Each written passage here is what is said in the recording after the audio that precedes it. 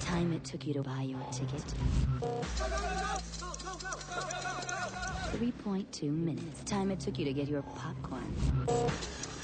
2.5 minutes. Time it took them. Well, let's go.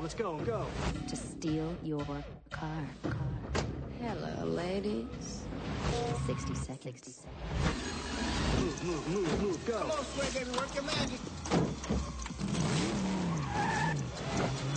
Hold on, I know you ain't gonna do what I think you're gonna do.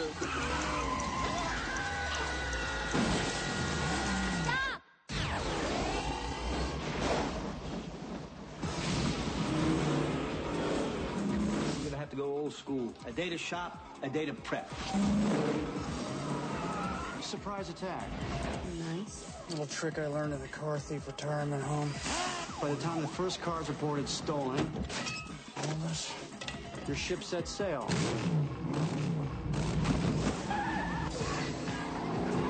We do this, we do it my way. Yours was a sucker for a redhead.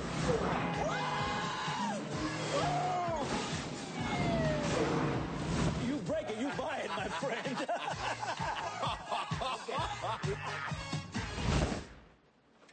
Okay, let's ride.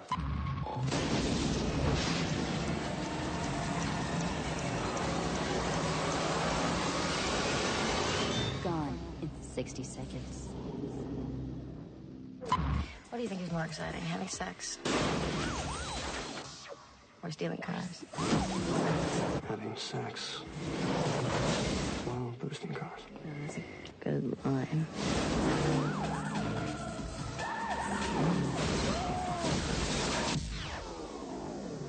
Hello and welcome to The Complete Works, an in-depth look into the career and filmography of Nicolas Cage. My name is Mike Smith, and joining me on this journey into the depths of true Cagedom is my friend, co-host, and fellow Cageaholic, Mike Decretio. How you doing today, Mike?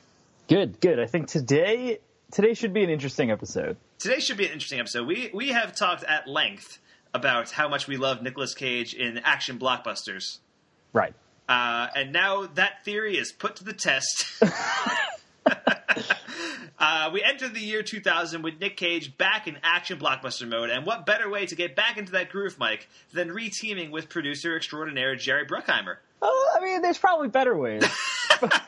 Well, yeah, Bruckheimer, we covered him on the podcast before. He's well known for producing a lot of the biggest blockbuster movies of the 90s and 2000s, including a lot of Michael Bay's movies and the Pirates of the Caribbean franchise. And, of course, The Rock and Con Air were both Bruckheimer productions. So those are big Cage movies that we talked about and talked about loving. So you could say they had seen success together before. But would they succeed on their third outing, Mike? Stay tuned to find out. That third outing, by the way, is called Gone in 60 Seconds. And if we're speaking financially, then yes, the movie was a huge success, Mike. Was it? I mean, I think I remember that, yeah. Yeah, it was made on a budget of about $90 million. It made about $237 million worldwide. Or at least it sounds like a success. There was one columnist, Edward Epstein, who wrote that after all of the film's expenses and all that stuff, and the overhead and the marketing and all that, Gone in 60 Seconds actually lost the studio about $90 million. Perfect. Yeah, and that's a peek behind the Hollywood curtain, I guess, because there are a ton of costs that go beyond the budget of an actual movie, and movies that sound like successes actually lose money all the time. Hollywood is a weird business. Yeah. I've definitely read articles about Hollywood accounting and how no movie ever makes a profit. So it's you got to wonder why they keep making movies, and yet they keep doing it. Yeah, here we are. But I remember there was a thing where it was a couple years after Harry Potter and the Order of the Phoenix came out. That movie made almost $800 million, and it still did not make a profit. Yeah, at least according to the studio, it didn't make a profit. Yeah, it made way more than its budget, but it also there were so many other additional costs that it didn't make a profit. And it's like that movie made $800 million. Like, how did that not make a profit? Yeah, of some kind. Maybe Avatar was the only movie that ever made a profit. 2.8 billion might just scratch the surface. Maybe. Just maybe. Anyway, Gone in 60 Seconds would also not be as successful critically as Nicolas Cage and Jerry Bruckheimer's last two collaborations. While The Rock and Con Air each got their share of negative reviews, overall critical consensus was mostly positive for those two movies. Gone in 60 Seconds was decidedly not, and currently sits at a 24% on Rotten Tomatoes. So not great, Mike. Not great. Not so good. Not so good. But what is Gone in 60 Seconds, you ask? Mike, you asked. What is Gone in 60 Seconds? I'll let you know. It is a remake of a movie from 1974, which is also called Gone in 60 Seconds, and that movie was a low-budget independent film made for about $150,000 and was written, directed by, produced by, and starred in the lead role H.B. Halicki. Now, Halicki was a stuntman who wanted to use the medium of film to tell his own stories and use it to show off some cool stunts along the way. I actually watched the original Gone in 60 Seconds, Mike, recently because I am a professional. Sure. We'll go with that. We'll say I'm a professional and not I had some time to kill before Saturday Night Live started or something. Yeah. Which is the more accurate term. But, I noticed that it was streaming on Amazon Prime, and I knew we were doing this episode in a week or two as the time was a few weeks ago. And so I was like, well, let's might as well give it a whirl. And I got to say, the first hour or so is pretty bad. I will say that the original movie, I don't think the first hour is any good at all, but the final 40 minutes of the film are one long car chase, and it becomes a lot more exciting, and it's a really, really great car chase. And it's a literally 40-minute long car chase. It's the entire climax of the movie. A total of 93 cars are destroyed during this car chase. Holy shit. Yeah, it is bonkers. That is an average of more than 2 cars a minute. Now, H.B. Halicki made a few movies after that. A couple of the bigger ones included movies called The Junkman and Deadline Auto Theft, but Gone in 60 Seconds was his baby. And in 1989, he set to work on a sequel in which he and his wife, Denise Shakarian, would star. He gathered 400 cars, which would get destroyed over the course of this movie. And the movie started to film in Buffalo, New York. It was pretty close by, pretty neat. And then, as H.B. Halicki was preparing for the biggest stunt in the film, in which a water tower was supposed to fall to the ground, a cable attached to the water tower snapped, and that cable hit a nearby telephone pole, which fell right on Halicki, killing him instantly. Wow. Which is nuts. So that's a crazy story. Yeah, that's some Final Destination shit. That is exactly some Final Destination shit. So, since Gone in 60 Seconds 2 would remain an unfinished film, H.B. Halicki's wife Denise approached Jerry Bruckheimer in 1995 about producing a remake to preserve her husband's legacy, and thus, Gone in 60 Seconds for the Michael Bay era was born. I did truly feel watching this movie that Jerry Bruckheimer wanted Michael Bay to do this, and he wasn't available. Oh, 100%. Absolutely. Everything is lit in that slick Michael Bay style. The editing style during the action scenes is so fast that it is often incomprehensible. You can't really tell what's going on a lot of the time. And there's also a weird, kind of racist, kind of sexist, not sure which running gag about an Asian female driver. Oh, yep. So that's both. That's definitely both. Yep. So straight out of the Michael Bay playbook. It is a Michael Bay movie without Michael Bay. And you think you don't like Michael Bay movies when Michael Bay is directing them?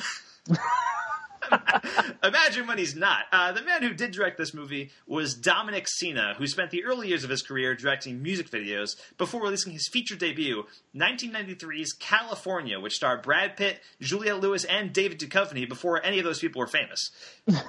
So that's kind of cool. And California got good reviews, but it didn't make any money, and Dominic Sena didn't direct another film until Bruckheimer recruited him for Gone in 60 Seconds. Since then, he's recruited thrillers like Swordfish and Whiteout, and most recently, he reunited with Nicolas Cage for 2011's Season of the Witch, which one day we will talk about in the distant future. In the distant future, in the not too distant future, way down in Deep 13. I assume we'll be Mystery Science Theater riffing that movie, which is why I'm making that reference. We'll just be living in the Hunger Games apocalypse by then. That's true. So we will be in Deep 13. Does the Hunger Games does the Mystery Science Theater take place in the Hunger Games universe? We're throwing that out there. Maybe. We at least knew the third Hunger Games took place in Deep 13. Yeah. In District 13. So it could be. New headcanon confirmed. Man, I would pay money to watch Katniss and Peeta riffing on Manos the Hands of Fate or something. I think that would be great. That would be awesome. And Woody Harrelson's got to be there, too, also. Anyway, Gone in 60 Seconds was written by Scott Rosenberg, at least at first. Rosenberg also wrote Con Air, which is presumably why Jerry Bruckheimer hired him. But after some disagreements with Dominic Sena about rewrites, Scott Rosenberg left the project. He is still the credited writer on the movie, but a couple of uncredited writers came in to punch up the script. One of them was Jonathan Hansley, the writer of films like Die Hard with a Vengeance and the 2007 Nicolas Cage movie Next. He's also the director of 2004's The Punisher. And the other uncredited writer, Mike, was none other than J.J. freaking Abrams. What? right? Director of all of the things you've ever felt nostalgia for. Yeah. Plus, Nicolas Cage did most of his own stunts in this movie, too, and ended up liking it so much that he's pursued race car driving as a hobby since the film's release, which is kind of neat. That's kind of awesome. That's kind of cool. And there were 7 replicas of the main car in this movie. The main car is called Eleanor. During this movie's production, 5 of them were totaled during stunts that were shot for this movie. One of them went to Jerry Bruckheimer, who still has the car, but never takes it out because he's afraid of scratching it or damaging it in any way. The other one went to Nicolas Cage, who still takes it out for joyrides occasionally. So there you go. That's neat, too. Maybe he does that while he's race car driving. Yeah. And like the other Nicolas Cage, Jerry Bruckheimer joints, Gone in 60 Seconds boasts a phenomenal cast. We talked about that in The Rock and Con Air. The cast for those movies is insane, and this movie is no different. A lot of the roles are filled out by people who would become much more famous later on. But Nicolas Cage stars in the lead role as Randall Memphis Raines, while Angelina Jolie appears as the de facto female lead as Sarah Sway Wayland. Giovanni Ribisi stars as Cage's brother Kip Raines, doing his creepy Giovanni Ribisi thing. And Robert Duvall is in this movie as Otto Halliwell. So that quartet of people right there is pretty insane already. That's a pretty great cast right there. And then you've got Delroy Lindo as Detective Roland Castlebeck, who is pretty well known for his roles in a couple of different Spike Lee movies, including Malcolm X. Timothy Olyphant, later of Deadwood and of Justified fame, is his partner, Detective Drykoff. So this is before he was, Timothy Olyphant, and he was just a guy. He was just the smooth-talking detective who's the second banana to the main detective. Will Patton from the TV series Falling Skies plays Atlee Jackson, while Chi McBride from Pushing Daisies and the remake of Hawaii Five-0 plays Donnie Ostricki. Vinnie Jones is in this movie. He's the best character in this movie. The Sphinx. He might be the best character because he doesn't have to actually speak, but doesn't have to do anything. It's great. But of course, Vinnie Jones was in a couple of Guy Ritchie movies like Snatch and The Lock, Stock, and Two Smoking Barrels. He's also the Juggernaut in X-Men 3. He's awesome. And fucking Christopher Eccleston is in this movie. Not enough, I should add, as the film's villain, Raymond the Carpenter Calitri, and he is, of course, crushing it on The Leftovers. He's amazing on that show, and he was at one point Doctor Who. Which doesn't mean anything to me, but to other people, it does. It's a big deal. Yeah. And that's not to mention some other appearances, like Scott Conn, who's also on Hawaii Five-0, weirdly enough. And he's also James Caan's son. That was just a weird tidbit to throw in. Well, he is. He is. You're right. Yeah. Frances Fisher, who was Kate Winslet's mother in Titanic, is in this movie. Grace Zabriskie as Cage and Ribisi's mother is in this movie. She was, of course, in Twin Peaks as Laura Palmer's mother. Also, she was in Wild at Heart, which makes this a Nicolas Cage reunion. There you go. Got that David Lynch connection going on. Yeah. Master P is in this, letting you know that this is indeed the year 2000. Yeah, we've entered the millennium. This is the P-ennium. That does not sound good at all. That didn't work. But he's in this in a pretty small role. And then Michael Pena appears in this movie before he was Michael Pena as Ignacio, who is basically there just to make a poop joke. Also, character actor John Carroll Lynch appears uncredited as an impound manager. He was the Zodiac killer in Zodiac, or the likely Zodiac killer. And he was also in Face Off, making for another Nicolas Cage reunion. So that's pretty neat.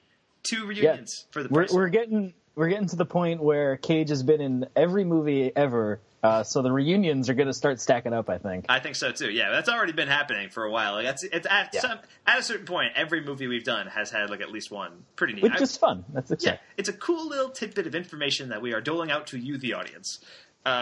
Anyway, and of course the movie stars Eleanor, the car from the original movie, which makes a reappearance here. In the original movie, Eleanor is actually credited as an actor in the film. The movie starts off and it says starring Eleanor, and I was watching it and I was like, who's Eleanor? I don't know an actor with the only that was just by the name Eleanor with no last name. But the car is Eleanor, and to this day, it is the only film. The original movie is the only film that lists a car as an actor. I mean, that's if there's ever a fun fact. That's the one. That's a fun fact right there. So Gone in 60 Seconds was written by Scott Rosenberg and directed by Dominic Sena. The IMDb plot synopsis reads, a retired master car thief must come back to the industry and steal 50 cars with his crew in one night to save his brother's life. That is a good plot synopsis, IMDb. I'll give them props for that. It is. Good job. Yeah, solid stuff. So, Mike, what are your overall thoughts on Gone in 60 Seconds? I think that your description of a Michael Bay movie without Michael Bay perfectly sums up all of my feels about this movie. Yeah. It's a Michael Bay movie without a lot of the cool stuff that Michael Bay is capable of doing, you know? Yeah, there's an orange or blue filter on every shot. Absolutely. you're a heist movie, because that's what this movie is at its core. It's a car heist movie. Yeah, theoretically. Theoretically, right? Like, nothing really happens for a good, what is this, an hour and a half movie? And 2 hours. It's 2 hours, yeah. Yeah. And it feels like it's 90 minutes, probably more. Nothing is going on, Yeah. other than successfully stealing cars. Like, and as interesting as that is, it's just a montage of them opening car doors and driving away. Yeah. And, like, kind of that's it. Yeah, I was not really a fan of this movie. I had expected going in that I wasn't going to like this that much. There is some decent fun to be had in parts. There are like fun individual scenes, but it's overall a very weak narrative experience with not enough action to make up for it. You know? Yeah, Like, that's exactly it. I can forgive action movies a lot. You know, I love action movies, and like We both loved Con Air. Yeah, we're both big fans of Con Air. We love The Rock. We love Face Off, and you know, those movies have a lot more story going on. I would say, but you know, those movies also have a lot more action going on too. So even if there wasn't much story there, you can still enjoy it on the basis of like, oh shit, look at this happening, look at this happening. Yeah. This movie really doesn't have much going on in the action department for a long time. And even then, even when it does have action, it is edited to within an inch of its life. You can barely tell what's going on. Yeah, in a lot of these scenes. It's like you said, it's Michael Bay without Michael Bay. So like, it's not even interesting or possibly exciting, because it's just, we're gonna see a close-up of a foot stomping on a pedal, and then a close-up of someone's face, and then we don't know where they're going, and that's it. Yeah, that's a car chase. Yeah, exactly. I wasn't really a big fan of the original movie either, as I mentioned before, but at least that had a really great, inventive, and creative car chase that I could actually see. And this movie's car chase is A, shorter, B, it's not the climax of the movie, C, not as exciting as the car chase in The Rock, I forgot about that. D is so haphazardly edited that it was difficult to follow, and E, it was almost definitely reusing footage throughout the car chase. There was definitely at least twice I saw Delroy Lindo say "oh shit" in the exact same cadence and making the exact same body movements. And it was like that happened. That definitely happened twice in the movie. I was not going crazy. So that happened. You know, there is some creative and cool stuff happening in this movie, but you know, all of that stuff just gets in the way, and it like gets in its own way a lot of the time. And you know, this movie came out in 2000. A year later, Ocean's 11 and The Fast and the Furious would both be released, and they would do what this movie tries to do, but so much better. Yeah, it's actually not even a contest. It's actually insane. And this is a fun ensemble. You know, there's a lot of good people in this movie, but it is way too big. I think there's too many people in this movie. There's like a mix of like big stars and like other people who aren't big stars. Virtually everyone is given almost nothing to do in this movie. Especially Angelina Jolie, who, despite getting second billing on the credits, there's no way she's in more than 10 minutes of this movie total. No. They wait until an hour and 20 minutes into the movie. They wait until an hour and 20 minutes into the movie to decide, hey, we should give her some lines. Like we should maybe try to develop this character a little bit. Even then, they don't really. It's all like, it's rough. But what did you think of Nicolas Cage in this movie, Mike? I think this is an interesting development for him in some weird way, because for the most part he gets to the Cage we know and love, but for the majority of this runtime he's deadpan serious. Yeah. I got out and they keep pulling me back in character. Right. And it's kind of interesting. I kind of like that in some weird way. I thought his deadpan sarcasm is pretty funny. When he gets the chance to do it. Sure.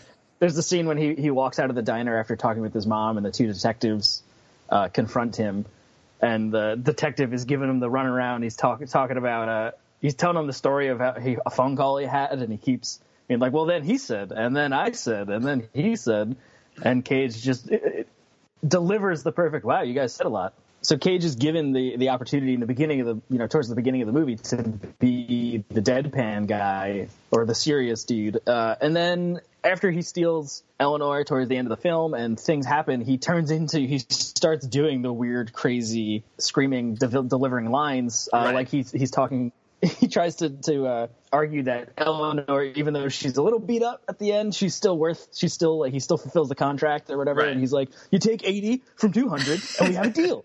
And he starts screaming it like that. Yeah, and he says it a couple times in a row. Yeah. Yeah.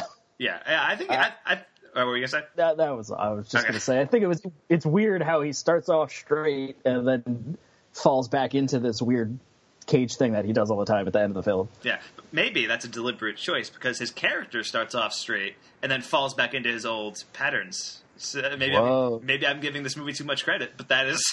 Yeah, it's the meta narrative, Mike. Good job. But yeah, I thought Cage was solid. The role doesn't really allow him to cage out all that much, you know.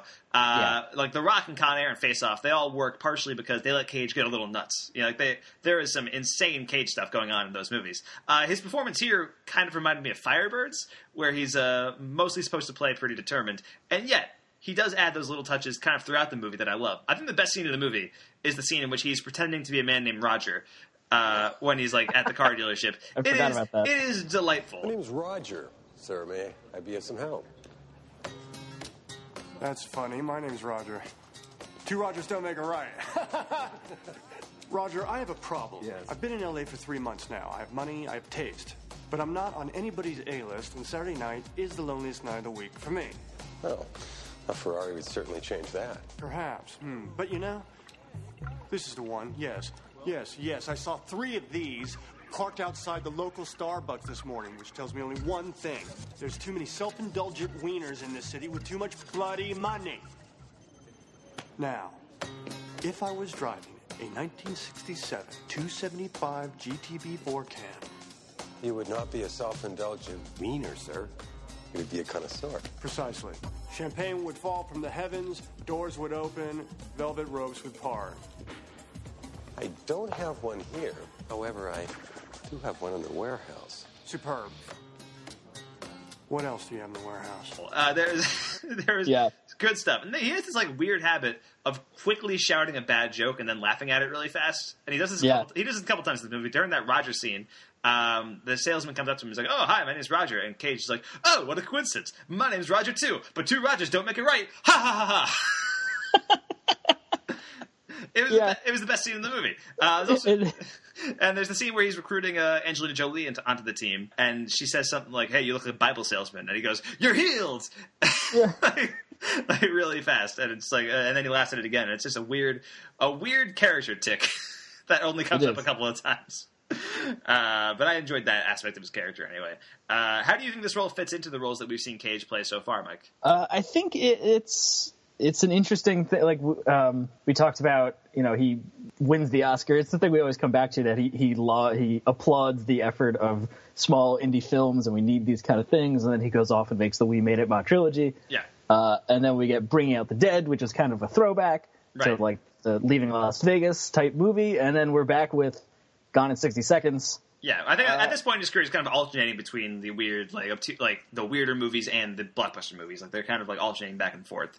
Yeah, but I feel like this Gone in 60 Seconds doesn't add anything new. I don't know. It feels kind of just. I feel like we're getting into rote Nick Cage territory already, and it's already and it's only 2000. I mean, there is still a lot of good stuff to come. There is still a lot of really good stuff. But this is his first bad blockbuster, if you don't count Firebirds, I guess. Right. Which I don't know if you would. I mean, Firebirds was intended to be a blockbuster. It was a try at a blockbuster. It did not make money, and it wasn't good. But I mean, but yeah, Gone in 60 Seconds. It made money. It did well at the box office. But you know, it got a bad critical response, and I think time has aged this movie poorly. I feel like people still talk about The Rock and Con Air and Face Off like these are still like well-regarded movies, and nobody really talks about Gone in 60 Seconds anymore. It's not like at the tip of the cultural consciousness, so to speak. But yeah, this reminded me a little bit of Firebirds, especially the relationship between Nicolas Cage and Angelina Jolie.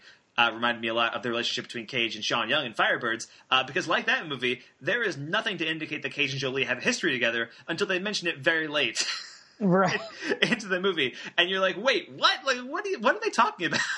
And then they make out on a gear shift. It's really weird. So suddenly they have like a romantic past, and it's like that was never mentioned. You've had several scenes with this person. There's nothing to indicate in the scene where Nicolas Cage recruits Angelina Jolie to the team that they knew each other previously. I'm almost positive of that fact. And so that was very upsetting. And then, of course, there's the Jerry Bruckheimer connection as well, so that kind of reminds me of The Rock and Con Air, too. But were there any moments in this or scenes in this movie that stood out to you, Mike? Just going back for a second to Cage is playing the straight man for the most of it, it's interesting that Christopher Eccleston's character is Cage. Like, he gets the Cage role in this. I wanted to point that out just to bring it up, that it's weird that Nicolas Cage's character, I mean, I guess it makes sense, like you said, that Memphis got out once and now he's trying to live the straight life, so he's not in that mode until he's back in it at the end. But like Christopher Eccleston's character is like the Cage villain. He's weird, he's yelling lines, he's telling us about his carpentry, and it's really bizarre. Yeah, that was pretty weird. And yeah, Eccleston is just, he's only in like 2 or 3 scenes in this movie. Which is a bummer because he's great in it. Like he's, as always, Christopher. Like I really grew an appreciation for Christopher Eccleston with The Leftovers because I hadn't watched Doctor Who. I'm not like a Doctor Who guy, but I first kind of caught wind of him in The Leftovers, and then I remember seeing him in The Leftovers and then being blown away that he was so wasted in Thor 2. Right. That he was like this like elfish villain who had like 10 lines in the movie and they were all in elfish and he was like covered in makeup. That could have been any actor, but for some reason... That could have been anyone, yeah. But for some reason it was Christopher Eccleston. So I'm glad he had more to do in this movie than he did in Thor 2. Because he is only in a couple scenes, but he really makes the most of those scenes that he's in. You know, he has this great line at some point in the movie where this is towards the end, where he's saying it doesn't matter which Rain's brother he kills, and then his line is, "It never rains, but it pours." And he slams a phone down. Yeah, it's wonderful. It is great, and his evil villain character tick is that he builds custom furniture, which sure, and. Yeah, why not? Why not? And that does result in a fun scene in the climax where Cage breaks some of the furniture, and Eccleston's like, "No, what are you doing? No!" And then his death is hilarious too. His death scene is really funny because he's like about to kill the cop, Delroy Lindo's character, and then Cage just pretty much drop kicks him over a ledge. Yeah, and he falls through the floor to his death, and he lands in the coffin that he himself built earlier. It's like some Joker level dumb, like Batman puns. Yeah, like it is absurd. It is ridiculous. Yeah. It's like the end of Rogue One where the Death Star kills Ben Mendelsohn's character, which is which is his own creation. It's like, oh man, he's but even then, look, he's not killed by the coffin. He just lands in the coffin. So there's not even any kind of like dramatic irony in that sense. It's just like he just lands in the coffin he built. Yeah. So that was silly. Yeah, Christopher Eccleston's a lot of fun in this movie. And yeah, Angelina Jolie's character, Sway. I got to talk about a couple of things about this character, because when she's first introduced, she says she wants no part with this job, right? She's got a respectable life now. That was the entire point of her first scene. Now, it's Angelina Jolie, so we know she'll be involved eventually, right, in some capacity. But there's no moment where she changes her mind or explains her motivations or anything. She just shows up. Yeah. Right? And Cage is like, oh, that's Shay. And everybody's like, okay. She's just part of the crew then. And she's just part of the crew. And I'm pretty confident she has maybe 2 lines up until her like flirty scene with Cage, which is in the car, which is an hour and 15 minutes into the movie. And any character backstory you were trying to push, like, should have been established by now. And the movie, like, suddenly and without warning decides to push for a romance between these 2 characters, which falls completely flat because Jolie doesn't have a character, and she has nothing to do in this movie. Her character is 90% dreads. Like, that's it. That's all she is. I was a little taken aback when she like first emerged from under the car and she was blonde. I was like, oh, whoa, that's weird, because Angelina Jolie is traditionally not blonde, and she had dreads, and I was like, that's odd. That's even weirder. But yeah, I think Vinnie Jones as Sphinx is my favorite character because his character is mute, so at least he's intentionally not given lines. Right. It's part of his character. Yeah, and his intro, which shows he's a mortician who casually places a sandwich on a corpse. That was pretty funny. I enjoyed that. Yeah. I also enjoyed when he blew up Master P's car, even though that would almost certainly have drawn the attention of the police. Right. And him speaking at the end in an intellectual, philosophical way got a genuine laugh out of me. I thought that was pretty funny. Yeah, here comes the mute character with the Shakespeare. Yeah. Wonderful. I feel that's an easy joke, but it's a joke that landed. I thought that was pretty solid. Yeah, it still worked. Yeah. And I also enjoyed the 2 Master P scenes. You know, that's how I have to refer to them, I guess. In the first one, Vinnie Jones blows up his car after Master P tries to get into a fight with Nicolas Cage, and in the second one, Nicolas Cage and Giovanni Ribisi destroy Master P's car with a big rig. Basically, I guess I enjoy watching Master P get his comeuppance. Yeah. Like, I guess you're right. Take that, Master P. I think my favorite scene along the lines of the silliness is when the detective shows up at the warehouse right after they've accidentally stolen the car full of heroin, and they're like trying to figure out how to clear the heroin that got spilt. Right. And it's just silly, and there's some tension, and it's mostly because Robert Duvall is the main one acting, and, and he's great. Yeah, and that heroin scene is actually straight from the original movie too. Really? Most of this movie has almost no resemblance to the original film, except for the fact that it has a car chase towards the end, and there's that heroin scene, and there's also one scene. There's a scene where there's a snake in the car, right? Yeah. There's a scene where is it when they steal the Hummer? Yeah, it's Vinnie Jones and the one other guy, TJ, I think his name was. And Mirrors or something? Yeah. Mirror Man, yeah. Yeah. They were still in the car, and there's a snake in there. In the original movie, that's a tiger. What the fuck? And it makes even less sense in the original movie than it does That's amazing. in this one. But anyway, yeah, the heroin scene is almost identical to the one from the original movie, and the snake scene is very similar too. Yeah, but I enjoyed the heroin scene. I thought that was solid. And in the original movie, the heroin scene is completely extraneous, like it has no bearing on anything that's happening. In this movie, at least, it involves a detective discovering like a thing in their lair, in their hideout, that like allows him to figure out what they're doing later. So it serves that purpose at least, and it's a pretty like funny, like solid scene. I enjoyed that snake scene too. I thought that was entertaining at least, and they're trying to get away and like they're bashing into other cars and stuff while they're doing it. It's fun. Also, DMX's "Up in Here" is playing throughout that scene, which is a lot of fun. Actually, the whole soundtrack of this movie is great. Yeah, in case you needed another reminder that it happens in the year 2000. Exactly. But the whole soundtrack. There's the big lowrider scene. Which, like, what? I guess the movie was trying to convey that is the song that Cage plays to psych himself up before a job. Yeah. Which was interesting. It's an interesting choice of song. It's a little like eccentric characteristic for Cage, I guess, and I enjoyed that scene. I enjoyed the song "Lowrider," so sure. I also enjoyed other songs in the soundtrack, like the aforementioned "Up in Here." I enjoyed the scene where Cage and Duvall are on the phone trying to recruit people, and it's playing "I've Seen Better Days."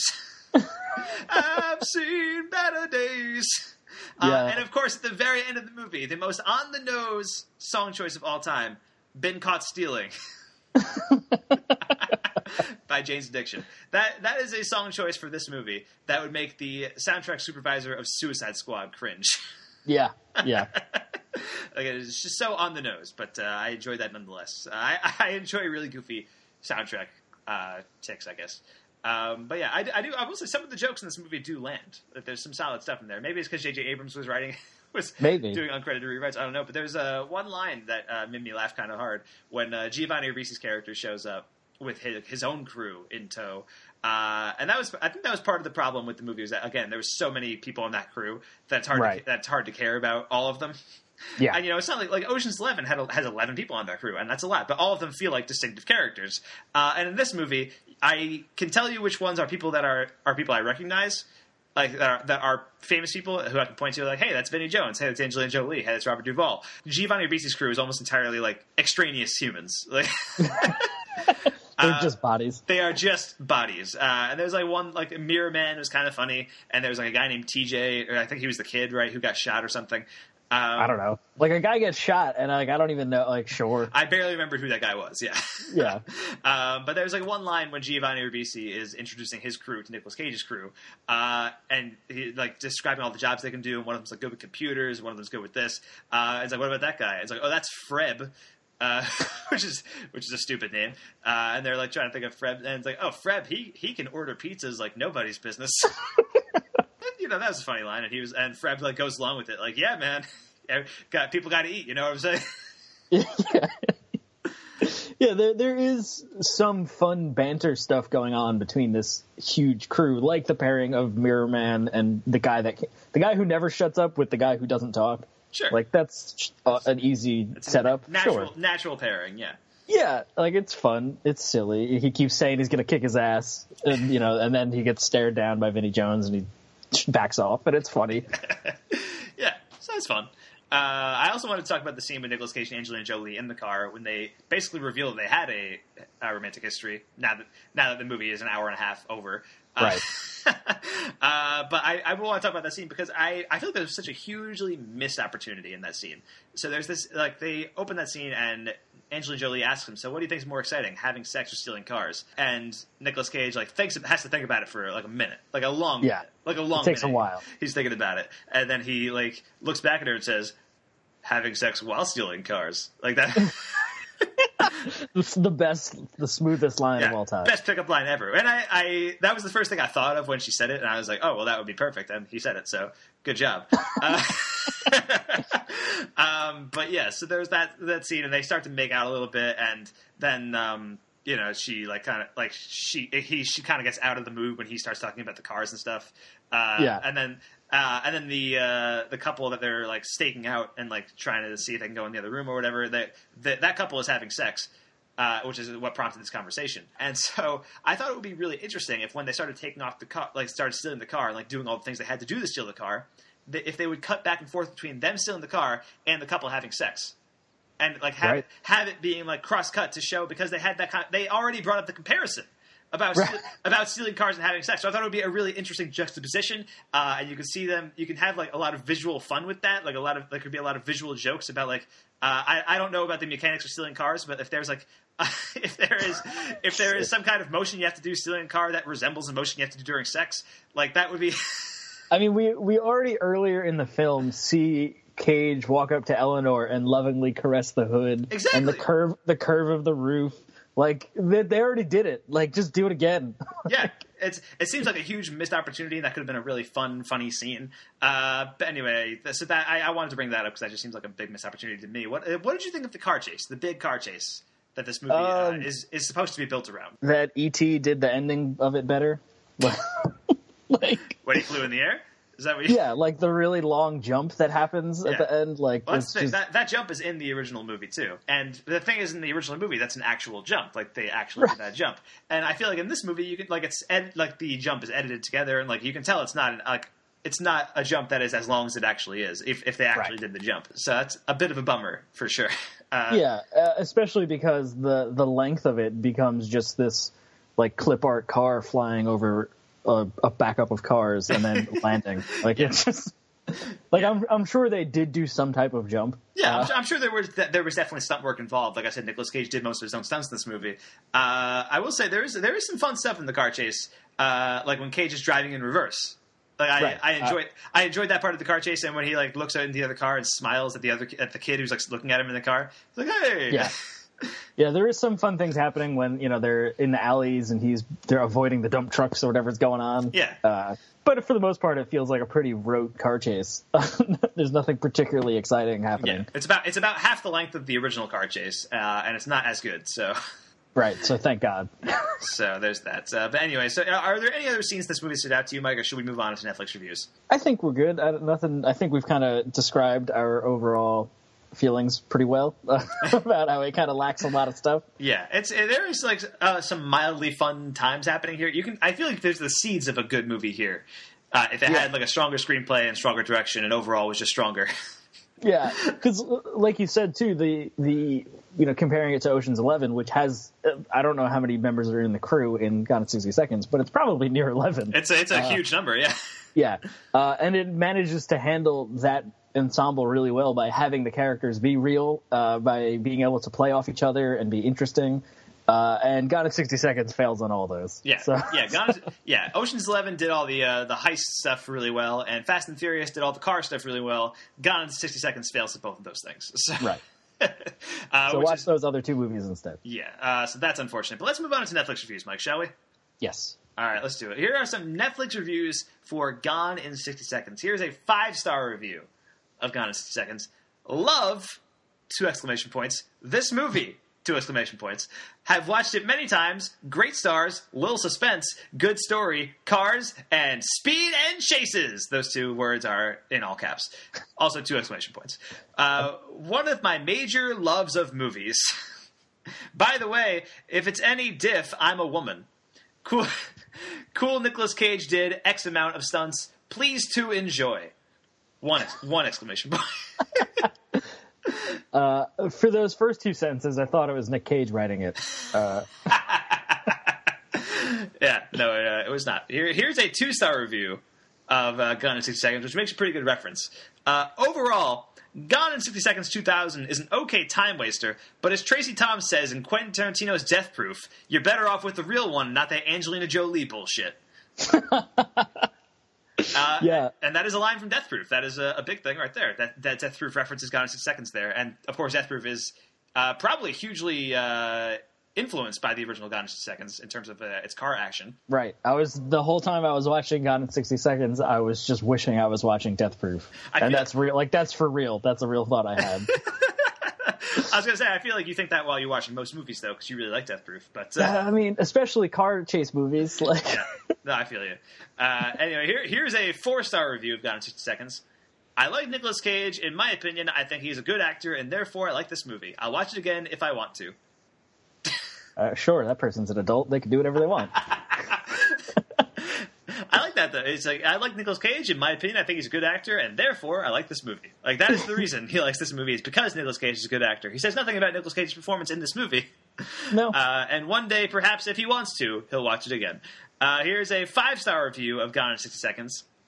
Best movie of 2000. Nicolas Cage is amazing. So is Angelina Jolie in this movie. Eleanor is my favorite car, and this movie is B.A., which I assume he means badass.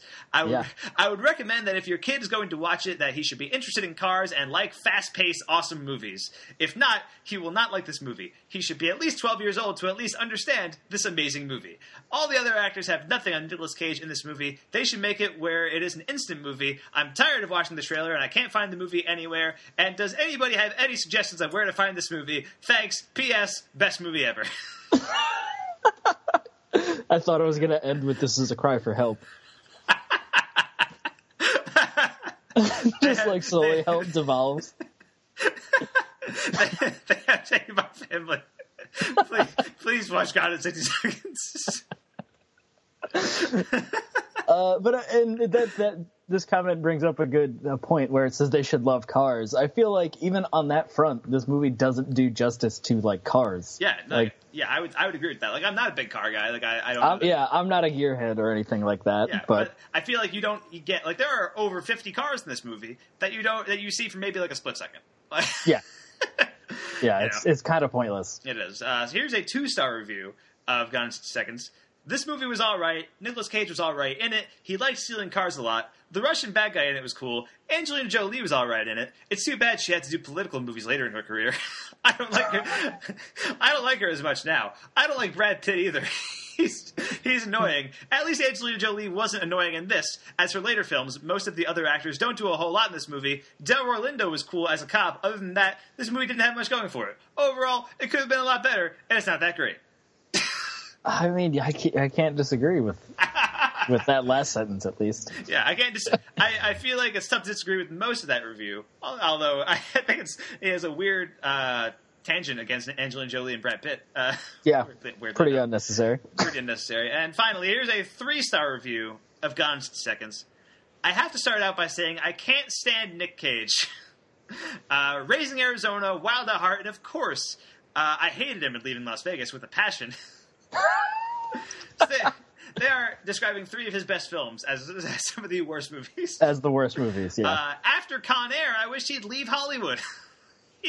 Even though this movie is completely predictable and most of the scenes are cheesy, the keys get eaten by the dog and the dopes dig them out of the feces while some gangbangers are revolted. Idiotic. I hate to admit it. I'm embarrassed to admit I like this movie. The rapport between Jolie was almost unbearable, but even with all its faults, I liked it, especially Delroy Lindo. Yet I still agree with another reviewer. If the bad guy lets your brother go as long as you show up with 50 cars in 3 days, wouldn't it have made more sense to have been gone in 60 seconds out of the country? Oh well. So yeah, that is the 3-star review of Gone in 60 Seconds. I mean, sure. Makes some good points. Makes some solid, interesting points that I think we should all take to heart. But anyway, that should wrap up our Gone in 60 Seconds review, Mike. So is there any last thoughts you want to leave us on before we wrap up today? I think this one's a swing and a miss. I would say so. We've got, I don't remember when the exact timeline of the movies, but we got maybe 10 more years of pretty solid Cage stuff happening. Sure. That we have to get through before we get into direct to DVD every 4 months Cage. Yeah, fair enough. I mean, there's still some solid blockbusters on the way. We got The National Treasures coming up, Right. which I haven't seen in years, but I have fond memories of. So we'll see what happens there. Hopefully, they hold up. Yeah. And those are also Jerry Bruckheimer Productions. Throwing that out there as well. Look at that. But anyway, yeah, Mike, where can we find you online this week?